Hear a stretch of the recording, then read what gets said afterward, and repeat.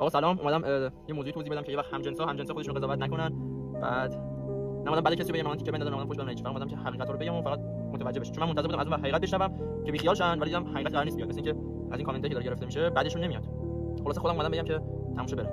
آقا ما یه روز پارک هرم بودیم، برگشتیم خیلی خوش گذشت فلان، برگشتیم صبح بلند شدیم که خسته شدم. خیلی خوب، حالا کار ندارم که من یه هفته تو بیمارستان بودم، حالم خوب نبود، دل برای همه سوخت ولی واسه من اون وقت نسوخت و برچسب چی بهش میگن، برچسب اینکه تو شکاکی، تو به داداش خودت هم شک داری، تو به رفیقات هم شک داری، فلانی بیساری. بعد حالا کار نداره، اینجا ما یه برچسب می‌زدن، خوردم کردن، تخریبم کردن، دیوونه بهم گفتن تو دیوونه‌ای فلانی، روانشناسی رفتیم سر اینکه ما دیوونه بودیم، یه هفته تو بیمارستان به خاطر این بنده خدایی سرم فلان، ما دیوونه میشه آدم وقتی این همه بلا سرش میاریم، دیوونه میشه آدم. خلاصه گفت که فاصله بگیریم و اینا، مثلا فاصله بگیریم یه خورده حال خودمون بهتر میشه و فرداش فهمیدم که این فاصله کات کنه. به دوستان گفته بود توی فاصله فلان کات کنه و به من گفت فقط به من امید میدادن که فاصله بگیرم و در آخر می‌خواستن که